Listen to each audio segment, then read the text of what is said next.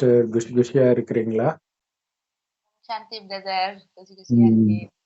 So இப்போ வந்து அந்த அண்ணா யூனிவர்சிட்டி பெண்கிட்ட அந்த யூனிவர்சிட்டி கேம்பஸ்ல அத்துமீறின அந்த ஞானசேகரன் என்பவர் பற்றி நிறைய அதிர்ச்சிகரமான தகவல் வருது. என்ன அப்படின்னா, ஒண்ணு ஏற்கனவே அனுமானிச்சது இதை ரெகுலரா அவர் பண்ணுவாரு அப்படிங்கிறதும், அது ஏதோ பெட்டி வந்திருக்குதுன்ட்டு ஒரு அவருடைய குரூப்ல போடுறது, இது ஒரு சிம்பாலிக்கா. அப்ப இந்த மாதிரி பெண்களை இந்த மாதிரி ஒரு புரோக்கர் வேலையா பாக்குறது அது இருந்தது. ஸோ இது இல்லாமல்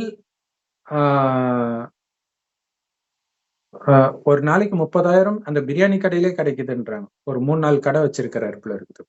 ஸோ எல்லாம் அதுல தானே விழுந்து கிடக்குறாங்க. ஸோ கண்டிப்பா அதுவும் கிடைக்கும். இது இல்லாமல் நைட்டு இந்த மாதிரி பெண்கள் கிட்ட தப்பா நடந்துட்டு அதுக்கப்புறம் நடுராத்திரியில போய் பெரிய பெரிய ஆட்கள் முக்கியமான பிரமுகர்கள் வீட்டுல எல்லாம் போய் அது சர்வசாதாரணமா பூட்டை உடச்சிட்டு கதை திறந்து போவாராம். போய் கொள்ளையடிச்சிட்டு வர்றது. அடுத்தது காலையில வந்து அவரு ஒரு கட்சியில இருக்கிறாரு. ஸோ அந்த கட்சி சார்ந்த பணியிலையும் இருப்பாரு. கட்சிக்கு நிதி கொடுப்பாரு இந்த மாதிரி கொள்ளையடிச்சு. அடுத்தது மதியம் மறுபடியும் பிரியாணி கடை. மனுஷன் எப்பதான் தூங்குவாருன்னு தெரியல. இல்ல இது ஆச்சரியமா இருக்குது. இது வந்து ஆக்சுவலா ஒரு மனநோயில தூங்காம இருப்பாங்க. பட் இருந்தாலும் தொடர்ந்தா இப்படி இருக்க முடியும்ன்றது ஆச்சரியமா இருக்குது. இதுல இன்னொரு முக்கியமான விஷயம் என்ன அப்படின்னா, நமக்கு பிரம்மகுமாரிகள்ல இறைவன் கொடுக்கிற ஞானம் வெளியில சாப்பிடாதீங்க, அசைவம் சாப்பிடாதீங்கன்னு மட்டும் கிடையாது. அது நிறைய பேர் இருக்கிறாங்க, இஸ்கான் குரூப்ல இருக்கிறாங்க. அது மாதிரி வெளியில சாப்பிடாதீங்க, ஹோட்டல்ல மட்டும் இல்ல, சொந்தக்காரங்க வீடு யார் வீட்லயுமே சாப்பிடாதீங்கன்ட்டு.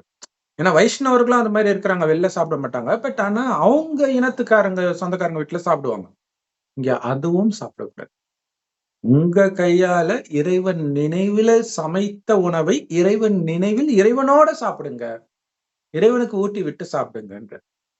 சோ அது எந்த அளவுக்கு பாதுகாப்பு அப்படிங்கிறத நம்ம பாக்குறோம். நிறைய அந்த சிக்கன் ஷவர்மா சாப்பிட்டு ஒரு 2-3 வருடமாகவே இறந்துகிட்டு இருக்கிறத பாக்குறோம். சோ குறிப்பாக நான்வெஜ்ஜுக்கு வந்து பயங்கர அடிமை ஆயிட்டாங்க மனிதர்கள். கையில காசு வச்சுக்கிட்டு என்ன பண்றதுன்னு தெரியாம பெரும்பாலும் திருமணமானவர்கள் எல்லாம் பிரிஞ்சிடுறாங்க. இதெல்லாம் சர்வசாதாரணமாயிடுச்சு இன்னைக்கு.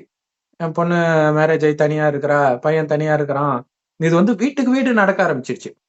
சோ இப்ப இதனால லாபம் அடையிறது யாருன்னா ஹோட்டல்காரங்க, ஸ்விக்கி, இவங்க தான். ஏன்னா கையில காசு இருக்குது, வேற செலவும் கிடையாது. இல்ல குடும்பம்னு இருந்தா தானே செலவு. ஒரு விதத்துல அது நல்லதுதான், செலவு இல்லைன்றது. ஆனா அது என்ன ஆகுது அப்படின்னா, இந்த மாதிரி ஹோட்டல்ல வாங்கி சாப்பிடுறது, இந்த மாதிரி விஷயம். இப்ப இந்த ஸ்விக்கி இந்த மாதிரி இது எடுத்துட்டு வர்றதுலயும் சில வீடியோக்கள் வந்தது. அவனே சாப்பிட்டு வந்து கொடுக்கிறது, இந்த மாதிரி விஷயம்லாம். சோ இது இல்லாம சில இடங்கள்ல வந்து நீங்க தானே சொன்னீங்க, ஒரு பிடிக்கல அப்படின்னா எச்சி துப்பி கொடுப்பாங்க ஹோட்டல்ல. சர்வருங்களே ஏன்னா லேட் அப்படி இப்படின்னு சொன்னீங்கன்னா நமக்கு டேபிள் கிளீன் பண்றாங்க, இல்ல நம்ம ஆர்டர் போட்ட பொருள் வரல அப்படிங்கும்போது நம்ம கோவத்தை காட்டுவோம். அப்படி பண்ணும்போது ஓனர் அந்த சப்ளையரை திட்டுவாங்க. அந்த கடுப்புல எடுத்துறாங்க, அங்கிட்டு ரூம்குள்ள போயிட்டு பொருளை எடுத்துட்டு வரும்பொழுது எச்சி துப்பி கொண்டு வர்றது, ஏதோ ஒண்ணு மாதிரி எல்லாம் பண்றாங்க. கண்டிப்பா அதுக்கான வாய்ப்பு அதிகம். கண்டிப்பா அதுக்கான வாய்ப்பு அதிகம். ஏன்னா இது இல்லாம சமைக்கும் போதே எப்படி சமைப்பாங்கன்னு தெரியாது. அதனாலதான் நிறைய கடையை வந்து சீலெல்லாம் வச்சாங்க. அப்ப அந்த இடமே அழுகி போனது எல்லாமே இருக்கும்போது அவன் ஏன் எச்சி துப்ப மாட்டான், இல்ல சளி சீந்த மாட்டான்? வாந்தி எடுத்தா கூட ஆச்சரியப்படுறதுக்கு இல்ல. இது இல்லாம ஏதோ ஒரு தமிழ்நாட்டுல வெளியிலே தெரியல, ஜூஸ்ல பார்த்தா என்னடா டேஸ்ட் வித்தியாசமா இருக்குதுன்னு பார்த்தா உள்ள போய் பார்த்தா யூரின் பிடிச்சி வச்சிருக்கிறானுங்க. சோ அதை கொடுத்துருக்குறாங்க. இது இல்லாம சரி வீட்டு வேலைக்காரியை வைக்கலான்னு பார்த்தா வீட்டு வேலைக்காரியே யூரினை வச்சு சப்பாத்தி செஞ்சு நார்த் இந்தியால அது ஒரு நியூஸ்ல வந்தது. சோ இப்ப கடவுள் வந்து இதெல்லாம் நடக்கும்னு சொல்லல, சாப்பிடாதீங்கன்னாரு, அவ்வளவுதான், முடிஞ்சு போச்சு. அதான் சிக்னல்ன்றது. இதுதான் விஷயம் சொல்ல மாட்டாரு கடவுள், சிக்னல். அவர் சொல்றது கண்ணை மூடிட்டு ஃபாலோ பண்ணிட்டீங்கன்னா நீங்க தப்பிச்சிட்டீங்க. சோ இதைத்தான் மகாபாரதத்துல பாத்தீங்கன்னா அந்த துரியோதனனுடைய வீக் பாயிண்டே தொடைப்பகுதி தான், இடுப்பு பகுதி. சோ வேற எங்கேயுமே அவனை அடிச்சு கொல்ல முடியாது. ஏன்னா அவங்க அம்மா கிட்ட இருந்து ஒரு வரம் வந்திருக்கும், உடம்பு ஃபுல்லா வஜ்ரம் மாதிரி ஆயிடும். சோ அப்ப கிருஷ்ணர் என்ன பண்ணுவாரு, பீமனோட தான் சண்டை துரியோதனனுக்கு. பீமான்ட்டு அப்படி காலை அப்படி தட்டி தட்டி தட்டி தட்டி காட்டுவார். ஒரு சும்மா அப்படி ஒரு வீரம் அப்படின்ற மாதிரி தெரியும் பாக்குறதுக்கு. அப்ப அவன் புரிஞ்சுக்கிறான். ஓ அப்ப அதுதான் வீக் பாயிண்ட் அப்படின்ட்டு கடையில அடிச்சோடனே இறந்துறான். சோ இந்த மாதிரிதான் கடவுளுடைய செய்கையும்.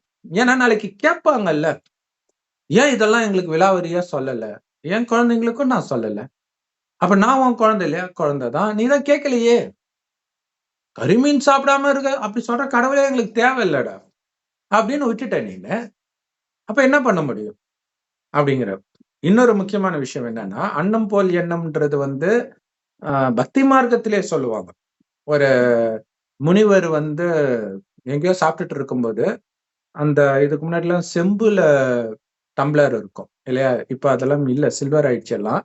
சோ சாப்பிட்டு இருக்கும்போது அதை எடுத்துட்டு வந்துடுறாரு.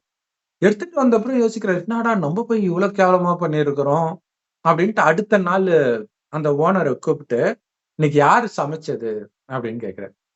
வேலைக்காரி சமைச்சிருக்காங்க. சோ அதுக்கு இந்த மாதிரி திருடுற பழக்கம் இருக்குது. அப்ப எந்த அளவுக்கு அது பாதிக்குது பாருங்க. அப்ப இந்த ஞானசேகரன் என்பவருக்கு திருடுற பழக்கமும் இருக்குது, கற்பழிக்கிற பழக்கமும் இருக்குது, மிரட்டி பிளாக்மெயில் பண்ற பழக்கமும் இருக்குது, புரோக்கர் வேலை பார்க்கிற பழக்கமும் இருக்குது. இப்ப இவரு கடையில பிரியாணி சாப்பிட்டவனுக்கு என்னென்ன குணம் வரும் அவனுக்கே தெரியாது, இதனாலதான் வருதுன்ட்டு இல்லையா? அப்ப இன்னொன்னு பாருங்க, அவர்கிட்ட வேலை செய்யறவங்க, அவர்கிட்ட சாப்பிடுறவங்க கூட இவருக்கு துணையா இருக்கலாம்ல. இவர் பண்ற வேலைகளுக்கு அந்த மாதிரி குணம் உள்ளவங்க தானே சேருவாங்க. கரெக்ட். நல்லவங்க எப்படி அவங்க கூட இருக்க முடியும்? வருவாங்க, அவங்கதான் சாப்பிடுவாங்க, அவங்கதான் இவங்க கூட இருக்காங்க. இன்னொன்னு இவரு மாறாத காரணமும் இதுதான். கூட சேர்க்க சரியில்லைன்னு சொல்லுவாங்கல்ல. நல்லவங்க தொடர்புல வந்தாதானே நம்ம நல்லா இருக்க முடியும். கண்டிப்பா. அதுலயும் இன்னொரு விஷயம் என்னன்னா, இந்த கணவன் மனைவிக்கு இடையில சண்டை வந்து நிறைய இடத்துல நடக்கிறது தான். ஆனால் இந்த கசாப்பு கடையில வேலை செய்யறவங்க மனைவி சண்டை போடும்போது பெரும்பாலும் அவனுடைய உச்சக்கட்ட கோபம் மனைவியை வெட்டிடுறான். ஏன்னா தினம் தினம் வெட்டி அவனுக்கு பழக்கம். அதனால அவனுக்கு அது பெரிய விஷயமே கிடையாது. எத்தனை தடவை மனைவி வெட்டுறதா நினைச்சிட்டு அந்த ஆட்டை வெட்டினானோ, கோழியை வெட்டினானோ அதை நீங்க சாப்பிடுறீங்க. அப்ப உங்களுக்கு அந்த குணம் போகுமா போகாதா? இல்லையா? சோ அதுக்காக தான் இந்து மதத்துல வந்து இந்த சாமி முன்னாடி வச்சுட்டு சாப்பிடுறது, வணங்கிட்டு சாப்பிடுறது, அந்த வைப்ரேஷன் எல்லாம் போய் இப்ப நாம கடவுள் சொல்றது என்னன்னா, நீங்க இறைவன் நினைவிலே சமைத்து இறைவன் நினைவிலே சாப்பிடும்போது கூட அது வைப்ரேஷன் தூய்மையான அதிர்வலைகளை கொடுத்து அதை தூய்மைப்படுத்திட்டு சாப்பிட சொல்றார். இறைவன் நினைவிலே சமைத்த உணவையே. அப்ப அவன் என்னென்ன எண்ணத்துல சமைப்பான்? ஹோட்டல்ல வந்து நீங்க அப்படியே ஆரோக்கியமா இருக்கணும்னு நான் சமைப்பான். நான் சம்பளமா இவனுங்க சம்பளத்துக்கு இது போதும் போட அப்படின்னு தான் போடுவோம் இல்லையா? இன்னைக்கு எங்க பார்த்தாலும் பாருங்க, எப்பத்துல இருந்தா பாத்தீங்கன்னா பிரியாணி கடைக்காரன் இந்த கள்ள தொடர்பு அந்த கள்ள தொடர்புன்னு அந்த அபிராமி காலத்துல இருந்து வந்துட்டு இருக்கு. வெளி தெரிஞ்ச நியூஸ். இது இல்லாம எப்பயுமே அது வரும். இந்த master, biryani master, dosa master, அவங்களுக்கு இயல்பாகவே எல்லாருமே தப்பு சொல்லல. பட் ஆனா இப்படி பண்றவங்க அங்க அதிகமா இருக்கிறாங்க. அப்ப நீங்க அந்த உணவை ஏதோ ஒரு சுவை இருக்குதுன்ட்டு சாப்பிடுறீங்க. ஆனா அது உணவை மட்டும் சாப்பிடல, அந்த எண்ணத்தையும் சாப்பிடுறீங்க. இல்ல அத உங்க குழந்தைங்களுக்கு வேற வாங்கி கொடுக்குறீங்க. இன்னொன்னு நம்ம வீட்டுக்கு யாராவது வரும்போது ஃபர்ஸ்ட் தண்ணி குடுப்பாங்க. ஏன்னா வரவங்க எந்த மைண்ட் செட்ல வேணாலும் வரலாம் இல்லையா? நம்மளுடைய தண்ணியை வாங்கி குடுக்கும்போது அவங்களுடைய மனநிலை மாறும். ஏன்னா நம்ம கிட்ட அந்த தண்ணி வாங்கி குடிச்ச நன்றி இருக்குமா அந்த ஒரு செகண்ட். சோ நமக்கு பாதகமா எதுவும் செய்ய மாட்டாங்கன்னு ஒரு எண்ணம் இருக்கு. அப்போ தண்ணிக்கே அந்த சக்தி இருக்கு அப்படின்னா உணவுக்கு எப்படி இருக்கும்? அது தினம் சாப்பிடுற உணவுக்கு யோசிக்கணும் இல்லையா? நம்ம எப்படிப்பட்ட உணவு ஒண்ணு சம்பந்தப்பட்டவங்க சமைக்கிறது. இப்ப சமைக்கிறவங்களுடைய வைப்ரேஷனும் போகும். உங்களுக்கு எடுத்துட்டு வந்து பரிமாறாரு சர்வர், அவருடைய வைப்ரேஷனும். அவன் என்ன நினைச்சிட்டு இருப்பான்? நீங்க பாத்தீங்கன்னா எந்த கடைக்கு போங்க கொடுத்துட்டு இப்படியே பாத்துக்கிட்டே இருப்பான். இவன் வைப்பானா, டிப்ஸ் வைப்பானா, வைக்க மாட்டானா? இந்த நினைவுல நீங்க சாப்பிட்டீங்கன்னா அது சாப்பாடா இல்ல விஷமா? இல்லையா? நீங்க ஒரு தடவை ஹோட்டல்ல போய் டிப்ஸ் வைக்காம இன்னொரு தடவை ஹோட்டலுக்கு போனீங்கன்னா அவன் என்ன வைப்ரேஷன் எடுத்துட்டு வருவான்? எவ்வளவு கொடுமை அதெல்லாம். பிடிக்காதுல்ல. வெறுப்போட தான் பரிமாறுவாங்க. இவன் கஞ்ச பையன் எப்படி டிப்ஸ் வைக்க மாட்டான், இவனுக்கு போய் பரிமாறணுமா? அந்த மைண்ட் செட். இன்னொரு விஷயம் என்னன்னா, நீங்க வைப்பீங்களா வைக்க மாட்டீங்களான்னு கடைசியில தான் தெரியும். ஒருவேளை அந்த நேரம் காசு இல்லாம நீங்க அடுத்த தடவை வச்சு கூட இருப்பீங்க. ஆனா எடுத்துட்டு வரும்போது அவன் வேற நெனப்புல வருவான். இன்னொன்னா அவரு எல்லார் கையிலயும் ஃபோன் இருக்குது. லவர் கூட பேசிக்கிட்டே சமைச்சிருப்பானுங்க. அ நைட்டு என்னென்ன கண்ட படத்த எதையெல்லாம் பார்த்துட்டு என்னென்ன பண்ணாங்களோ! இல்ல பெரும்பாலும் தண்ணி அடிப்பாங்க. இதெல்லாம் வேற இருக்கு. இத்தன வைப்ரேஷன் சேர்ந்து அங்க வரப்போது. ஒண்ணு ஸ்தூலமாகவே அது சுகாதாரமா இருக்கிறது கேள்விக்குறி. ஏன்னா பெரிய பெரிய ஸ்டார் ஹோட்டல்லே மோசமா இருக்கிறதெல்லாம் சீல் வச்சாங்க. இப்ப சாதாரண ஹோட்டல்லாம் கேட்க தேவையில்ல. இல்லையா? சோ இதை மீறி நீங்க எடுத்துட்டு வந்து உங்க குழந்தைங்களுக்கு வேற குடுக்குறீங்க. ஏற்கனவே குழந்தை கையில மொபைலும் குடுத்தாச்சு. அந்த மொபைல்ல எந்த நேரம் எது வரும்னு யாருக்குமே தெரியாது. இல்ல ரீல்ஸ் பார்த்துக்கிட்டே இருக்கும்போது திடீர்னு ஏடாகூடமானது வரும். 1 செகண்ட் தான் குழந்தையோட மனம் மாறுறதுக்கு. இல்ல ஏன்னா அது முன் ஜென்மத்தில இருந்து இருக்கும். அது அது ஸ்லைட்டா அப்படி பத்த வச்சா பத்திக்கும். அந்த நேரத்துல இந்த உணவு வேற. சோ இதை சாப்பிடும்போது அந்த குழந்தைங்களுக்கும் அந்த குணம் வந்துரும். இது இல்லாம இப்ப வந்து இந்த அ கார்ட்டூன்லே நீங்க தானே ஏதோ ஒண்ணு சொன்னீங்கல்ல? படத்த பார்த்து ஏதோ சம்திங் ஆ மறந்து போச்சு. இந்த ரீல்ஸ பார்த்து அந்த ம். ரீல்ஸ்ல எப்படியெல்லாம் ஆக்டர் நடந்துக்கிறாங்களோ, அந்த மாரி வீட்ல பேசுறாங்க. குழந்தைங்க அம்மாவ காமிக்கிறாங்க. அப்பாவ கலாய்க்கிறது, ஆ ஸ்கூல் லீவ் எப்படியெல்லாம் போடலாம். அதெல்லாம் காமெடியா கொண்டு வராங்களே! அது வயிறு வலிக்குது, நியாயமாயிடுச்சு இப்ப. உடம்பு சரியில்ல. அதான் நியாயமாயிடுச்சு இது இப்ப. ஃபேஷன். ம். கொஞ்ச நெஞ்சம் ஃபீஸ கொடுக்குறோம் நம்ம குழந்தைங்களுக்கு. இருக்கிறதுலே ஒரு குடும்பத்திலே அதிக செலவ குழந்தைங்களுடைய கல்வி தான் எடுக்குது. அதான் சொல்லிக் குடுக்குறாங்க பிரதர் ரீல்ஸ், ம். யூடியூப் வீடியோ, கார்ட்டூன்ஸ்ல அப்பா, ம். அம்மாவ மதிக்காம இருக்கிறது எப்படி? தனியா ம். இருக்கிறது எப்படி? டிவி பார்க்கறது எப்படி? லீவ் போடுறது எப்படி? எல்லா கெட்ட பழக்கத்தையும் சொல்லி தராங்க. ஒரு 80ஸ், 90ஸ் காலகட்டத்துல நமக்கு ஃபோன், டிவி எதுவும் இல்ல பிரதர்.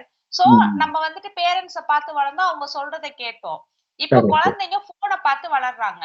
ஃபோன்ல சொல்லி ம். தரதெல்லாம் ஃபாலோ பண்றாங்க. அப்படியே உள்ளுக்குள்ள போய்க்கிட்டே இருக்குது. அந்த விஷம் பின்னாடி வந்து ஆப்பு வைக்கும்போது தெரியும். ம். ரொம்ப கொடுமையானது அது. ஆ அதுல நல்ல விஷயம்னா, அப்பா, அம்மா கைட் பண்ணி எப்படியா இருந்தாலும் அது நேரம் வேஸ்ட்டு தான்.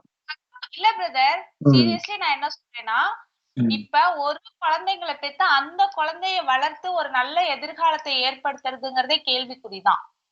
ஏன்னா ம். பேரண்ட்ஸ் இப்ப ஒரு பையன் கூட இறந்தாங்க இல்லையா? ஒரு ரீசென்ட்டா அந்த பையன ஆண் குழந்தை. ம். வீட்ல இருந்திருக்காங்க. அப்பா, அம்மா வேலைக்கு போயிட்டாங்க. அந்த பையன்கிட்ட பாலியல் தொல்லை குடுத்து கொன்றுருக்காங்க. ம். பசங்களுக்கு பாதுகாப்பு இல்ல. இந்த கண்டிப்பா, காலகட்டத்துல எப்படி ஒரு குழந்தைய பெத்து நம்மளால எப்படி வளர்க்க முடியும்? ஆண் குழந்தைக்கு பாதுகாப்பு இல்ல, பெண் குழந்தைக்கு பாதுகாப்பு இல்ல. ஏன்னா கண்டிப்பா. சூழ்நிலை அப்படி இருக்கு. இதுல வேற அசால்ட்டா இதுல வேற ஓரினச் சேர்க்கை சரி, சரின்ட்டு வேற ரொம்ப கோர்ட்டே ஓகே சொல்லிருச்சு. இது வந்து பெரும்பாலும் இது வன்முறையில முடியும்னு தெரியல. ஏன்னா, இப்ப ஆண், பெண் லவ் பண்றதே எல்லாரும் அக்செப்ட் பண்ண போறது கிடையாது. பட் இருந்தாலும் பெண் வந்து ஒரு பாதுகாப்பான சூழ்நிலையில இருப்பா. இல்ல தனியா இருக்க மாட்டா. ஃப்ரெண்ட்ஸோட இருப்பா. அதனால அவ்வளவு சீக்கிரம் நெருங்கிட முடியாது. பட் பையன் பக்கத்து வீட்டு பையன் அவன் கூட போய் விளையாடுறான்னா, யாரும் சந்தேகப்பட போறது கிடையாது. சோ அந்த மாரி நேரத்துல நெறைய சர்ச்சில இது நடந்திருக்குது. உலக அளவிலே பார்த்தீங்கன்னா, சர்ச்சில இந்த பாதிரியார்கள் தன்னுடைய காமத்தை தீர்த்துக்கிறதுக்கு குழந்தைங்கள பயன்படுத்துவாங்க.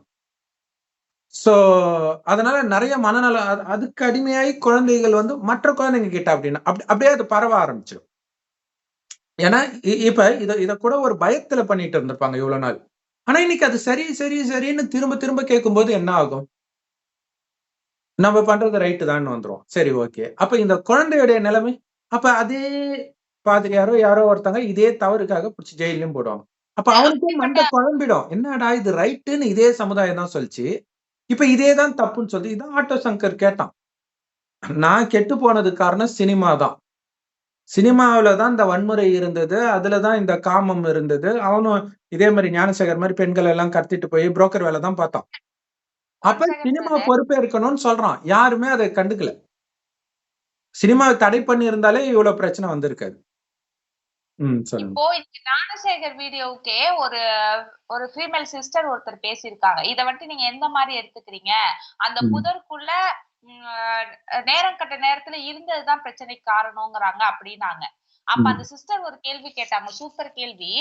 ம். ஏன் டிவி, சினிமா, மூவில இத தானே நீங்க பார்த்துட்டு கை தட்டுறீங்க? பேரண்ட்ஸ், பிரதர்ஸ் எல்லாரும் கை தட்டுறீங்கல்ல. ஒரு காலேஜ் ஸ்டூடண்ட்ஸ் லவ் பண்றப்ப கை தட்டுறீங்க. ஒரு ஸ்கூல் பொண்ணு வாதியார லவ் பண்றப்ப கை தட்டுறீங்க, ரசிக்கிறீங்க. இததான் நீங்க ப்ரோமோட் பண்றீங்க. அப்ப யாரோ ஒருத்தர் பண்ணுனா கிளாப் பண்ணுவேன். என் வீட்ல என் பிள்ளை தனியா போனா நான் எதிர்ப்பேனா? இது எந்த ஒரு சமுதாயம்? சரியான ஒரு அதுவும் இப்பெல்லாம் சினிமால அந்த ஹீரோ, குறிப்பா அந்த மாஸ் ஹீரோயின் கிட்ட அப்படி நெருங்கினாலே ஓய்ன்னு கத்துறாங்க. அவங்க அந்த கிஸ் பண்ற சீனை விரும்புறாங்க. அப்ப இவன் மைண்ட் அது ரைட்னு தானே தோணும். நான் வந்து என்னுடைய கணவர் நான் தனியாவே 3 மணிக்கு ஈசிஆர் ரோட்ல போவேன். இல்ல என்னுடைய கணவரோட போவேன். நான் அப்படி போறப்ப என்கிட்ட மிஸ்யூஸ் பண்ணலாம் அப்படின்னு சட்டம் இருக்கா? அத நீங்க யூஸ் பண்ணிக்குவீங்களா? நான் தனியா இருந்தா எனக்கு பாதுகாப்பு தரணும்.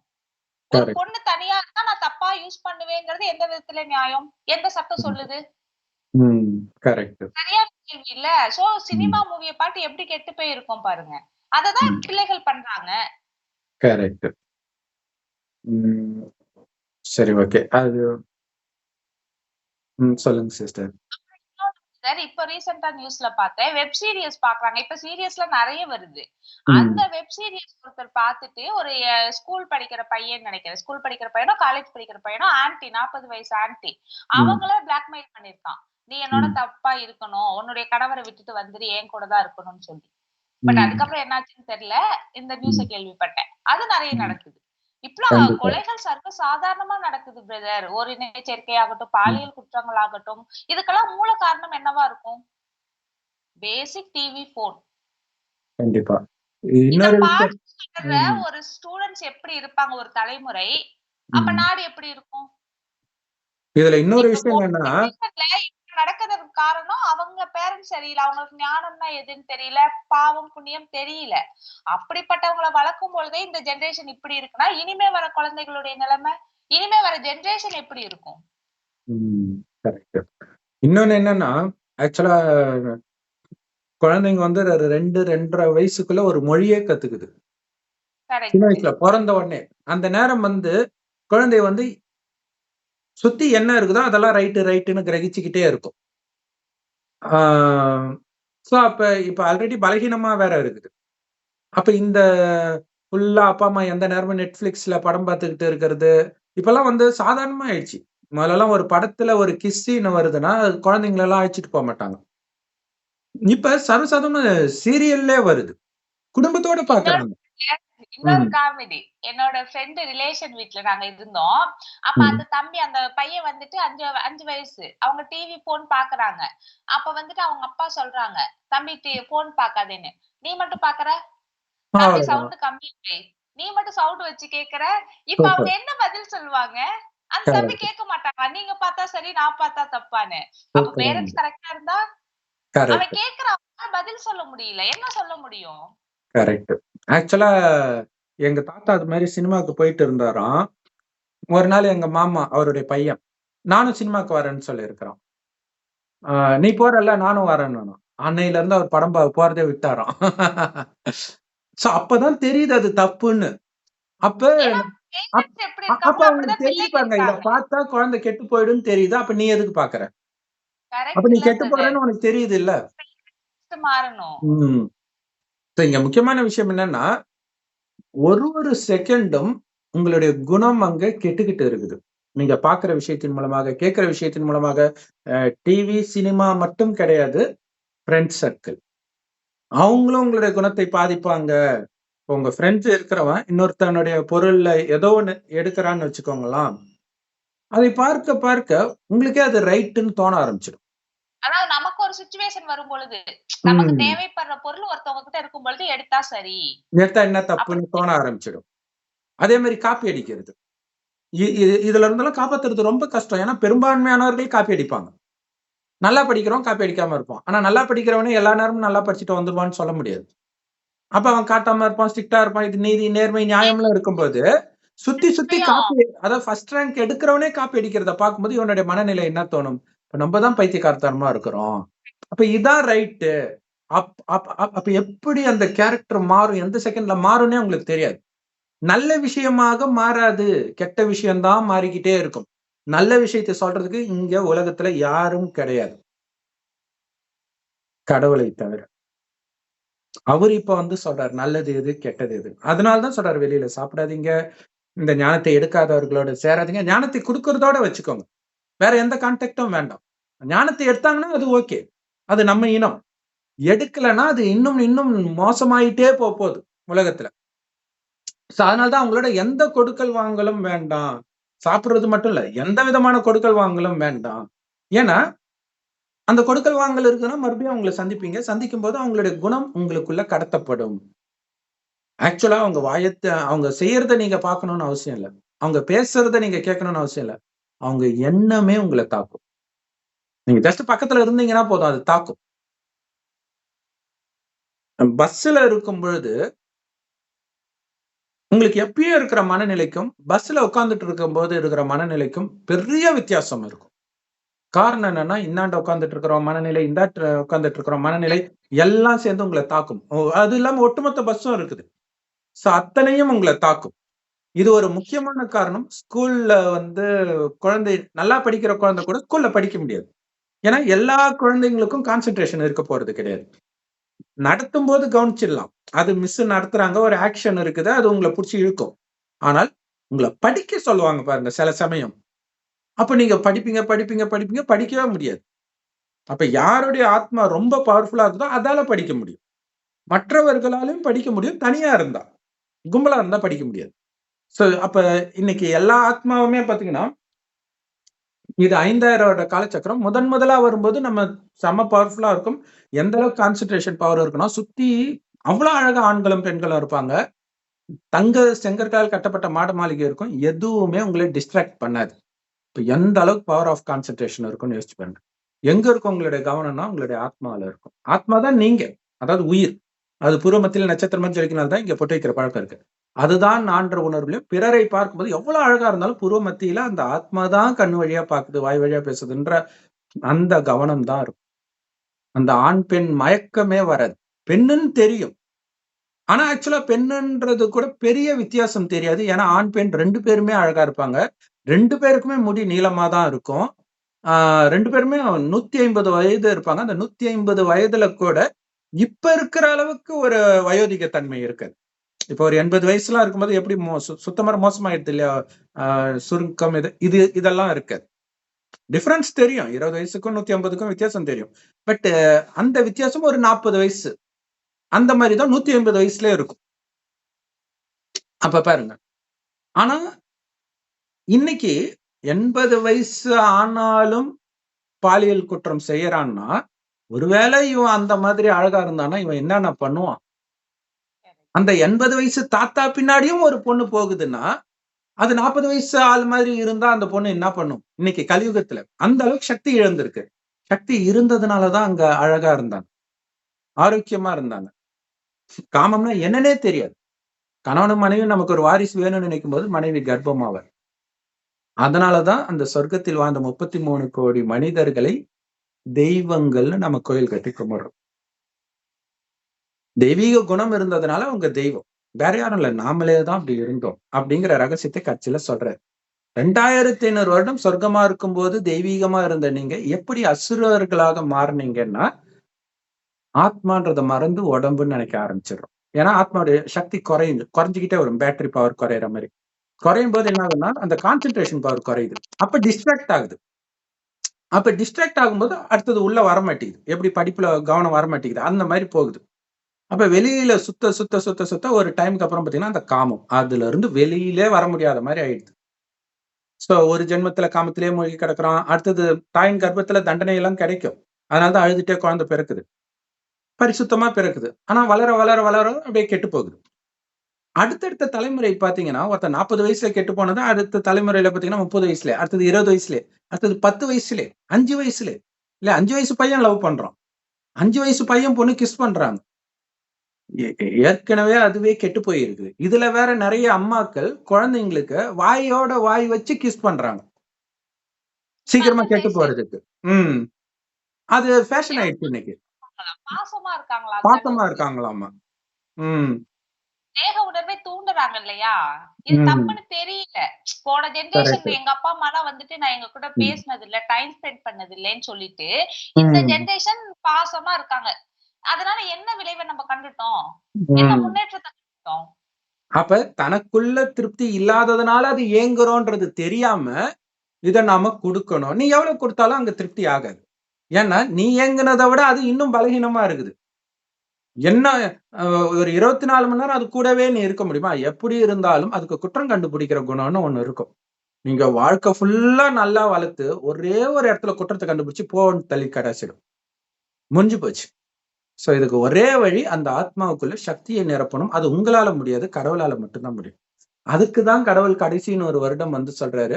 உடம்புன்னு நெனச்சு காமம், கோபம், பற்று, பேராசை, அகங்காரத்துல விழுந்து, அதன் வசப்பட்டு பாவம் மேல பாவம் செஞ்சதுனால தான் இன்னைக்கு ஆரோக்கியம், அழகு, செல்வம் எல்லாம் போச்சு. இயற்கை சீற்றம், நோய் எல்லாம் வந்துகிட்டே இருக்கு. உலகம் அழியவும் போகுது. ஏன்னா, எல்லாரும் இறைவன் ஞானத்த கேட்க போறதில்ல, மாறப் போறதில்ல. அப்ப நீங்க கேளுங்க. உங்கள மாத்திக்கோங்க. இந்த உடம்பே காமத்தினால பிறந்துடுச்சு. சொர்க்கத்துல காமமே இருக்காது. இப்ப நீங்க காமத்தை விடுவதனால, அந்த காமத்தினால பிறந்த உடல்ல வந்து காம உணர்வும் இருக்கும், நோயும் இருக்கும், எல்லாமே இருக்கும். ஆனால் இந்த உடல் உங்களுக்கு அடிமையாக்கணும் நீங்க. என் நினைவுல இருக்க அந்த சக்தி வரும். நான் சொல்றத தான் நீ கேட்கணும். நான் சொல்றத தான் நீ பார்க்கணும். அப்படி எடுத்துட்டு வரணும். உங்களுக்கு நீங்களே எஜமானன் ஆகணும். உங்களுக்கு கடவுள் எஜமானன். அதாவது அவர் சொல்றத தான் நீங்க ஆத்மா கேட்கணும். ஆத்மா சொல்றது தான் உடம்பு, மனம், புத்தி கேட்கணும். இப்படி நீங்க ஆகிட்டீங்கன்னா, உங்களுக்காகவே புத்தம் புது உலகத்தை நான் படைக்கிறேன். அங்க காமம், கோபம், பற்று, பேராசை, அகங்காரமே இருக்காதுன்ட்டு 5000 வருஷத்துக்கு ஒரு முறை கடவுள் வந்து இந்த உலகத்தை புதுப்பிக்கிறார். அதனால தான் அந்த கடவுள் சிவபெருமானை அவர தான் அல்லாஹ் பரமபிதான்றாங்க. அவருக்கு அவ்வளவு மகிமை. வரவே இல்லன்னா மகிமை கிடையாது. அவர் வந்து இப்படி மாத்துறாரு இந்த ஞானத்தை கொடுத்து. கடவுள் சொல்லும்பொழுது தான் நாம கேட்போம். அப்பா, அம்மா நல்லதே சொன்னாலும், நெறைய கெட்டது சொல்லி உங்கள டீகிரேட் பண்ற மாரி பேசி டிமோட்டிவேட் பண்ணி உங்களுக்கு ஒரு வெறுப்பு வந்து அவங்க நல்லதே தினம் தினம் சொன்னாலும் உங்க காதுல விழாது. ஏன்னா, அவங்க பேசின விதம் இதெல்லாம் வச்சு அவங்க பேசினா கேட்கக்கூடாதுன்னு முடிவு பண்ணியாச்சு. அப்ப உங்ககிட்ட எப்படி பேசினா நீங்க கேட்பீங்கன்னு கடவுளுக்கு தெரியும். இனிமையான குழந்தைகளேன்னு ஆரம்பிப்பார். ஸோ அது அப்படியே அதுலயும் அததான் முரளின்னு சொல்லுவோம். எல்லா பிரம்மகுமாரிகள் ராஜயோக தியான நிலையத்திலும் முற்றிலும் இலவசமா கிடைக்குது. எந்த முரளி நமக்கு ரொம்ப பிடிக்கும்னா, எந்த முரளியில அதிகமா நம்மள திட்டி இருக்கிறாரோ அதுதான் நமக்கு பிடிக்கும். அதுதான் கடவுளுடைய மேஜிக். சோ இப்படி உங்க குழந்தைங்கள அதன் பக்கம் நீங்க திருப்பணும். நீங்களும் மாறணும். இதுதான் உங்க குழந்தைங்களுக்கு பாதுகாப்பு. இல்லன்னா நீங்க அண்ணா யூனிவர்சிட்டி மாதிரி ஒரு உயர்ந்த யூனிவர்சிட்டியிலேயே இது நடக்கும்போது, உங்க குழந்தைங்களுக்கு நீங்க எங்க போய் பாதுகாப்பு குடுப்பீங்க? நார்த் இந்தியால யுகேஜி படிக்கிற பெண் குழந்தைய வந்து டாய்லெட் கிளீன் பண்றவன் ரேப் பண்ணியிருக்கிறான். அதுக்கு இன்னொரு லேடி வேற உடந்து. சோ எல்லாருடைய மனித மனம் வந்து இன்னைக்கு கிரிமினலா ஆயிட்டு இருக்குது. நீங்க எல்லாரும் எதுக்கு தெரியுமா இப்ப வெளியில சாப்பிடுறீங்க? அவங்களுடைய மனநிலை உங்களுக்கு வரணும்ல. பிரதர் இதுக்கு அதுக்காக ஒரு தான் நல்ல நடக்குது. எக்ஸாம்பிள் சொல்லலாம் பிரதர். ம். கர்ணனை சொல்வாங்க. ம். செஞ்சோட்டு கடன் தீர்க்க சேராத இடம் சேர்ந்து வஞ்சத்தில் வீழ்ந்தாயடான்ட்டு. சூப்பரான பாயிண்ட். ஏன்னா, திரௌபதி துகிலுரியும் பொழுது, அந்த சம்பவம் நடக்கும் பொழுது, கர்ணன் கேட்பான், "ஏய் 5 பேர கல்யாணம் பண்ணியிருக்கிற, நீ என்ன பத்தினியா? வந்து என் நண்பன் மடியில உட்காருறின்னுவான்." அடுத்த நாளு அவன் கிருஷ்ணர்கிட்டயோ யார்கிட்டயோ சொல்லுவான். அந்த பத்தினி தெய்வத்த பார்த்து என் வாயில இருந்து எப்படி அந்த வார்த்தை வந்துச்சுன்னே எனக்கு தெரியலன்றான். அதான் கூட இருக்கிறது. ஏன்னா கூட துரியோதனன் சாப்பாடு. இருக்கிறது, இதுவே சாப்பிடுறது. பீஷ்மர் சொல்வாரு. இந்த ம். திரௌபதி கேட்பாங்க. என்னை ஏன் ம். யாரும் காப்பாத்த முன் வரலைங்கிறப்ப பிதாமகரும் இததான் சொல்வாரு. ஏன்னா ம். நான் துரியோதனன் சாப்பாட சாப்பிட்டுருக்கேன். அவனுக்கு நன்றி ம். கடனா இருக்கிறது என்னுடைய கடமை. சோ ம். நம்ம பாருங்க ஒருத்தர் சாப்பாட ம். சாப்பிடுறோம்னாவே நான் உனக்கு அடிமை. நீ சொல்றத ம். நான் கேட்பேன். நீ என்ன செஞ்சாலும் நான் அதுக்கு சப்போர்ட் பண்றேன்னு இன்டைரக்ட்டா சொல்றோம். கரெக்ட். இதுல என்னன்னா, நல்லவர்கள் தான் கெட்டவர்கள் கிட்ட மாட்டிக்கிறாங்க. நல்லவர்கள் தான் விசுவாசமாவும் இருக்கிறாங்க. அப்ப என்ன பண்ணிடுறாங்க? கெட்டதுன்னு தெரிந்தாலும் அதை விட்டு வெளியில வர முடியல. இதுதான் ரொம்ப கொடுமையானது. இது வந்து பாத்தீங்கன்னா, இவ்வளவு மோசமான விஷயம் பண்றான்னு தெரிந்தும், அவனோட குடும்பம் நடத்துற மனைவிகள், அவங்களுக்கும் அந்த பாவத்துல கண்டிப்பா பங்கு இருக்குது. இல்லையா? இல்லாம போயிடாது. ஏன்னா, இவ்வளவு பண்றான்னு கண்டிப்பா தெரியாம இருந்திருக்காது. சோ, அந்த மாரி ஆண்களிடம் இருந்தோ, அல்லது பெண்களிடம் இருந்தோ, கூட இருக்கிறவங்களே விலகி இருக்கிறது ரொம்ப முக்கியமான விஷயம். பிரதர் இத விடுங்க பிரதர். சில மனைவிகளே இருக்காங்க. கணவர ம். தூண்டுறதுக்கும். பத்தல, இன்னும் கொண்டு வா, இன்னும் சம்பாதி அப்படின்னு சொல்லும்போது அவன் என்ன பண்ணுவான்? அதுவும் ஒரு மனைவியும் காரணமாயிடுது. கணவனும் இருக்காங்க. பந்தாவும் இருக்கு. ஞானம் படிச்சா மட்டும்தான் பிரதர் தூய்மையா இருக்க முடியும், இன்னும் நல்வழி வாழ முடியும். கரெக்ட். இன்னொரு முக்கியமான விஷயம் என்னன்னா,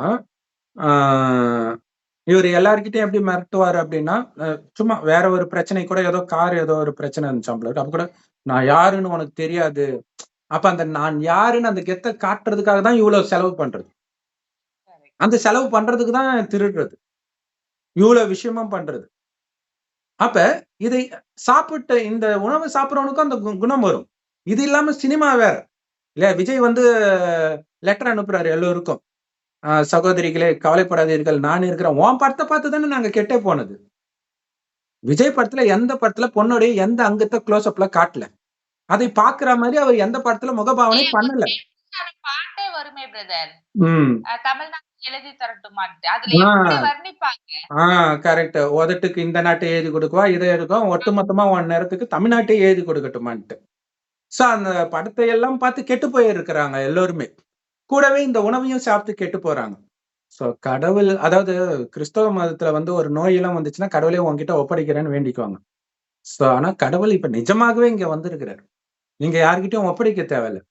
இறைவன் சொல்ற மாதிரி நடந்தா போதும். உங்க குடும்பத்துல இருந்துகிட்டே. இதுல வந்து ஃபர்ஸ்ட் நீங்க ஒரு போதையில இருக்கலாம். வெளியில சாப்பிடுறதோ, காமமோ ஏதோ ஒண்ணு சுத்துறது. ஆனா நீங்க இறைவனுடைய அந்த ஞானத்தை மட்டும் கேட்டுக்கிட்டே இருங்க தினமும். கொஞ்சம் கொஞ்சமா இந்த போதை ஏற ஏற அந்த போதையில இருந்து வெளியில வருவீங்க. ஒரு டைமுக்கு அப்புறம் அது உங்களுக்கு எரிச்சலையே கொடுக்கும். ஆனா மாயாவும் சாதாரண ஆளு கிடையாது. நீங்க எந்த அளவுக்கு முன்னேறீங்களோ அந்த அளவுக்கு உங்களை தன் பக்கம் இழுக்கிறதுக்காக பண்ணிக்கிட்டே இருக்கும் ஏதாவது. சோ ரொம்ப கவனமாக இருக்கணும். ரொம்ப எச்சரிக்கையா இருக்கணும். ஏன்னா நிறைய இடங்கள்ல வந்து பாலியல் குற்றங்கள் லவ்வர்ஸ் வந்து சில்மிஷத்துல ஈடுபடும் போது தான் நடக்குது. செகண்ட் ஷோ போயிட்டு வரும்பொழுது, ஆட்டோல வரும்பொழுது, அவங்க செகண்ட் ஷோ போயிட்டு வரான்னு போதே ஆட்டோக்காரன் ஒரு முடிவுக்கு வந்துடுறான். அப்ப அந்த உணர்வும் அவனுடைய மனதை தூண்டுது. அதுவும் ஒண்ணு இருக்குது. சோ இந்த மாதிரி நிறைய இடங்கள்ல இருப்பாங்க. கண்டிப்பா இருப்பாங்க. ஏன்னா அந்த மாதிரி மோசமானவர்கள் மூலமாக இதற்கு தண்டனை கொடுத்து இது எவ்வளவு பெரிய தப்புன்றதை நிரூபிக்க வைக்குது. ஏன்னா இது வந்து காலகாலத்துக்கும் ஒரு மிகப்பெரிய வழியாக இருக்குது இல்ல. எவ்வளவு பெரிய தண்டனை இது இல்லையா? அந்த ஆணுக்கும் சரி பெண்ணுக்கும் சரி இது ஒரு பேரதிர்ச்சி. அதுக்கப்புறம் ஒரு பொண்ணை தனியா இட்டு போயிடுவான் நாம. இப்படி ஒரு நிலை வந்த பிறகு தனியா ஒரு இடத்துக்கு போகணும்னு அவனுக்கு தோணுமா? சோ ஒரு விதத்தில் இது வந்து பயங்கர எச்சரிக்கையாக புரிஞ்சுக்கிட்டு அதுல இருந்தே பாடம் கத்துக்கணும். நமக்கு நடந்தாதான் கத்துக்கணும்னு இருக்கக்கூடாது இல்லையா? ஒரு இடத்துல நடக்குதுன்னா எல்லா இடத்துலயும் நடக்க போகுதுன்னு புரிஞ்சுக்கணும். புரிஞ்சுக்கிட்டு ரொம்ப ரொம்ப எச்சரிக்கையாக இருக்கணும். ஏன்னா எல்லாரும் வந்து இப்ப குழந்தைகளை நாங்க யாரை நம்பி அனுப்புறது? அது ஓகே. உங்க குழந்தையை கெடுக்கிற விஷயத்த உங்க குழந்தைங்களுக்கு முதல்ல கொடுக்காம இருங்க. உங்க குழந்தை மனம் தூய்மையா இருந்தா கிட்ட யாரும் நெருங்க முடியாதுன்னு கடவுள் சொல்றார். அதுதான் இங்க முக்கியமான விஷயம். கெடுக்கிற வேலையெல்லாம் நீங்களே பண்றீங்க இல்லையா? குழந்தை அதுவும் இன்னைக்கு டாக்டர்ஸ் எல்லாம் வேற நாளைக்கு டெலிவரினா இன்னைக்கு வரைக்கும் காமத்துல ஈடுபடலாமா? எவ்வளவு பெரிய தண்டனை. உள்ள அங்க ஒரு உயிர் இருக்குது.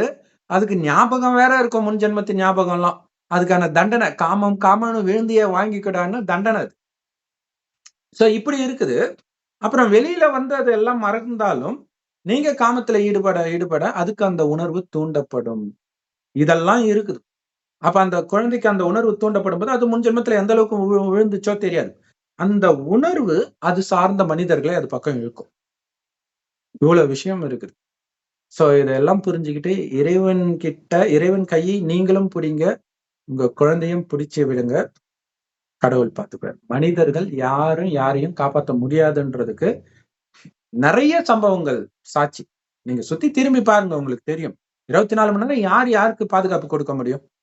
யாருமே கொடுக்க முடியாது இல்லையா? கடவுளை தவிர. அதனாலதான் அல்லாஹ் மட்டுமே பாதுகாப்பானவன். அவர் சொல்றதை மட்டுமே கேளுங்கன்றோம். சோ இறைவனைத்தான் அல்லாஹ், சிவன், பரமபிதான்றாங்க. கடவுள் ஒருத்தர் தான். தாயின் கர்ப்பத்தில் அவர் ஒருபொழுதும் பிறந்தது கிடையாது. ஒளியாகவே இருக்கிறார். அதனாலதான் லிங்க ரூபத்துல ஒளி ரூபத்துல நம்ம பூஜை பண்றோம். சோ இறைவனை எப்படி நினைக்கணும்னா, உங்களுக்கு உடம்புன்னு ஒண்ணு இருக்கிறதே மறந்துடுங்க. நான் ஆண் பெண்ணுன்றதே மறந்துடுங்க. மறந்து இறைவனை செவ்வானத்துல நட்சத்திரம் மாதிரி அவரு என்னுடைய அப்பா. இதை விட பெரிய கெத்து என்ன இருக்குது? கடவுள் என்னோட அப்பா. முருகனுக்கு அந்த போதை இருக்காது. இன்னொன்னு சொல்லியிருப்பாரு பிரதர். எல்லாரும் நம்ம கேள்விப்பட்டிருப்போம், இறைவனை நான் நினைக்கிறேன், இறைவனை நான் நினைக்கிறேன்ட்டு. இறைவனை நினைக்கிறவங்களை இறைவன் நம்மள நினைப்பாரு. அது எவ்வளவு பெரிய விஷயம். அதுதான் நம்ம இறைவனை நினைச்சோம்னா இறைவன் நம்மள நினைக்கிறேங்கிறாரு. கரெக்ட். அவர் சொல்ற மாதிரி நினைத்தா, நீங்க பாட்டுக்கு சும்மா ஏசப்பா கிருஷ்ணான்ட்டு மனிதர்கள் எல்லாம் கும்பிட்டுட்டு இருந்தா அவர் பொறுப்பு கிடையாது. கடவுள் உண்மையிலே எப்படி இருக்கிறாரு, அவரை அப்படியே நினைக்கணும், அவருடைய குணத்தோட நினைக்கணும். சோ அப்படி நினைக்கும் பொழுதுதான் அவருடைய அந்த சக்தி நமக்குள்ள நிரம்பும். நீங்க நினைக்கும் போது நானும் உங்களை நினைக்கிறேன்றார். அவர் நினைக்கும் போதுதான் அந்த சக்தி வரும். அப்ப நினைக்கிற அடுத்த செகண்ட் உங்க பக்கத்துல வந்து நிக்கிறேன், உங்களுக்கு எதுவுமே நடக்காதுன்றார். அவர் பக்கத்துல இருக்கும்போது என்ன நடக்கும்? நீங்க இருக்கிறதே அங்க தெரியாது. அப்படியெல்லாம் மேஜிக் பண்ணுவார் கடவுள். உதாரணத்துக்கு ஒரு நிறைய இந்த மாதிரி நடந்திருக்கு. ஒண்ணு சொல்றேன். ஒரு சகோதரி இந்த மாதிரி பிரம்மகுமாரி, இது வந்து அந்த 1969க்கு முன்னாடி.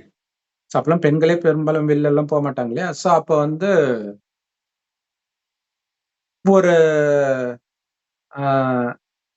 கிளாஸ் எடுத்துட்டு நடந்தே வருவாங்க. ஏன்னா பிரம்மகுமாரிகள் மத்தவங்க கூட வண்டி எல்லாம் போகக்கூடாது. கன்னிகாஸ்திரிக்கும் அந்த ரூல்ஸ் இருக்கு.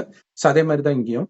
சோ அதனால இவங்க நடந்து வராங்க. அது வர்ற இடம் வந்து ஒரு கொஞ்சம் டேஞ்சரான ஏரியா நார்த் இந்தியால. இந்த கொள்ளை இந்த மாதிரி விஷயங்கள், கற்பழிப்பு இதெல்லாம் நடக்கிற இடம். சோ கடவுளே நினைச்சிட்டு நீதான் வரணும் அப்படின்ட்டு வராங்க. வரும்போது ஆக்சுவலா வந்து ஒருத்தன் ஃபாலோ பண்றத அவங்க பாத்துடுறாங்க. எதிரே இருக்கிறான். இவங்க கிராஸ் பண்ணும்போது பயந்துகிட்டே வராங்க. கொஞ்ச தூரம் வந்துகிட்டே இருக்கிறான். இவங்க அப்படியே வந்துடுறாங்க. அடுத்த நாள் பார்த்தா நியூஸ் பேப்பர்ல வருது, அவன் ஒரு பொண்ணு கிட்ட தப்பா நடந்திருக்கிறான். அப்ப வந்து போலீஸ் கேக்குறாங்க அவங்க கிட்ட, இந்த பொண்ணு கிட்ட தான் நடந்தே இல்ல வேற யாருக்கிட்டயாவது இந்த மாதிரி எல்லாம் நடந்திருக்கேன்னு போது, அதுக்கு முன்னாடி ஒரு பொண்ணு போச்சு. ஆனா ஒரு கூட ஒரு பயங்கரமான ஒரு வாட்ட சாட்டமா ஒருத்தர் வந்தாரு அப்படின்னாங்களாம். சோ அதுக்கப்புறம் ஆனா இவங்களுக்கு தெரிஞ்சிச்சு இது நம்ம தானே போனோம், நம்ம கூட யார் வந்தான்ட்டு இவங்க போய் ஜெயில போய் பாக்குறாங்க. பிரம்ம பாபா போட்டோ எடுத்து, அவர் உடம்புலதான் இறைவன் வராரு இல்லையா, இவரு தான் வந்தாருன்னு. ஆமா இவரு தான் இருந்தாருன்னு. அப்ப பாருங்க, கடவுள் இந்த மாதிரி மேஜிக் பல பண்ணிட்டு இருக்கிறார், சும்மா கிடையாது. அதே மாதிரி இன்னொரு இடம், ஒரு சகோதரி வந்து ஆட்டோல போறாங்க. போகும்போதே வழி சொல்லிக்கிட்டே போகணும் இல்லையா, ஆனா இவங்க தூங்கிடுறாங்க. தூங்கினதுக்கு அப்புறம் கரெக்டா வந்து இவங்க எங்க போகணுமோ அங்க நிக்கிறாங்க. நின்ன உடனே எப்படி இறங்குமான்னும் போதுதான் அவங்களுக்கு முழிப்பே வருது. ஐயோ வழியே சொல்லு, எப்படி கரெக்டா எடுத்துட்டு வந்தீங்கன்னு கேக்குறாங்களாம். என்னம்மா உங்க கூட தானே ஒருத்தர் இருந்தாருமா, அவரு தானேம்மா இப்ப ஏஞ்சி போனாரு அப்படின்னு சொல்றாங்களாம். அவர் வழிக்கு சொல்லிட்டு வந்திருக்கிறார். இவ்வளவு மேஜிக் கடவுள் மூலமாக நடக்கும். சோ எனக்கு நடந்த ஒரு விஷயமே பாத்தீங்கன்னா, சோ நம்ம இயக்கத்துல மம்மான்னு இருக்கிறாங்களே, சோ பிரம்மா அவருக்கு ஈக்குவலா இருக்கிறவங்க மம்மா, அவங்களதான் பக்தியில சரஸ்வதின்னு சொல்றோம். சோ அவங்க சம்பந்தப்பட்ட புக்கை நான் படிச்சுட்டு இருக்கிறேன், மாடியில படிச்சுட்டு இருக்கிறேன். அப்ப ஒரு மாதாஜி கால் பண்றாங்க. ஒரு 50 அந்த மாதிரி வயசு இருக்கும் அவங்களுக்கு. அவங்க கால் பண்ணி, என்ன பிரதர் எங்க வீட்டுக்கு வந்தீங்களாமே அப்படின்னு கேக்குறாங்க. மாதாஜி நான் வரலையே உங்க வீட்டுக்கு. நான் வரலையே மாதாஜி, நான் வரலையேன்றேன். அப்ப அவங்க சொல்றாங்க, என் ஹஸ்பண்ட் சொல்றாரு நீங்க வந்து அவர் கூட 1 மணி நேரம் பேசிட்டு இருந்தீங்களாம், வெள்ளை ட்ரெஸ் போட்டுட்டு கால் மேல காலை ஆட்டிக்கிட்டே கட்டில் மேல உட்காந்துட்டு பேசிட்டு இருந்தீங்களான்ட்டு. முதல்ல நான் அப்படி மத்தவங்க முன்னாடி நான் ஜென்ரலாவே யார் எதிர உட்காந்தாலும் காலை உள்ளடிக்க வச்சுக்குவேன். ஸ்கூல்ல இருந்தே அந்த பழக்கம் இருக்குது. அது மாதிரி இன்னொன்னா அவங்க கணவனை நான் பார்த்ததே கிடையாது. அவரும் என்ன பார்த்ததே கிடையாது. ஆனா 1 மணி நேரம் ஞானத்தெல்லாம் சொல்லிட்டு இருந்தேன் நானு. அடுத்தது நான் இல்ல மாதாஜி, ஏதாவது பாபா மேஜிக் பண்ணிருப்பாரு. இங்க கடவுளை சிவபெருமான நாங்க அப்பான்னு சொல்லுவோம். அப்பா ஹிந்தியில பாபா. மற்றபடி சத்ய சாய் பாபா, சீரடி சாய் பாபா மனிதர்களுக்கும் எங்களுக்கும் சம்மந்தம் கிடையாது. நேரடியா கடவுள் கிட்ட தான் ஞானத்தை கேட்கிறோம். அடுத்த நாள் பக்கத்து முருகன் கோயில்ல இந்த ஞானத்தை கொடுக்கும் பொழுது அவங்க ஒய்ஃப் சொல்றாங்க, அவர் வந்திருக்காருங்க, இந்த பிரதர் தான் வந்தாரான்னு பாருங்கன்ட்டு அவங்களை கூப்பிட்டு வராங்க. அவர் வந்து என்னையே பார்த்துட்டு இருக்காரு. நான் அவங்கள பார்த்துட்டு பிரதர் என்னோட ஹஸ்பண்ட் அப்படின்ட்டு அந்த மாதாஜி இன்ட்ரோடியூஸ் பண்றாங்க. உடனே நான் பார்த்துட்டு, என்ன பிரதர் நான் நேற்று என்ன பார்த்தீங்களா அப்படின்னா, அதான் பாபாவுடைய மேஜிக் அப்படின்னா, ஏன் பொய் சொல்றீங்க, இப்படி பொய் சொல்றீங்க அப்படின்னு கோச்சிக்கிட்டு போயிட்டாரு அவர். சோ கடவுள் அவ்வளவு மேஜிக் பண்ணுவார். அவரை பிடிக்கிறதுலதான் இருக்குது. மனிதர்கள் யாராலையும் முதல்ல எதுவும் பண்ண முடியாது இல்லையா? ஒரு கொலை வழக்கு அப்பாவை மகன் ஃபெலிக்ஸ்ன்ட்டு 2 பேரை போலீஸ் ஸ்டேஷன்ல வச்சு கொடூரமா கொலை பண்ணது ஒண்ணு வந்துச்சு இல்லையா? அப்பா மகன் 2 பேருமே இருந்தா எப்படி காப்பாற்ற முடியும்? சோ அந்த மாதிரி கடவுளை பிடித்தால் மட்டுமே நம்ம தப்பிப்போம். கடவுளுடைய வழிப்படி நடக்கிறவங்களுக்கு தான் அந்த பாதுகாப்பு. உங்க இஷ்டத்துக்கு நீங்க என்ன வேணாலும் சாப்பிடுங்க போது கடவுள் செய்கையா கொடுக்குறாரு, வெளில சாப்பிடாத டேஞ்சர் வருதுன்ட்டு. டேஞ்சர்னு அவர் சொல்ல, சாப்பிடாத அவ்வளவுதான். கண்ணை மூடிட்டு அவர் சொல்றதை நீங்க செய்யுங்க. புத்தி உள்ள புள்ள பேசுறது கடவுள் தெரிஞ்சுக்கிறது தான் உண்மையான புத்திசாலி. இன்னைக்கு நாஸ்திகம் இருக்கிறது ஒரு முக்கியமான காரணம் இந்த மாதிரி செயல்கள் செய்யறதுக்கெல்லாம்.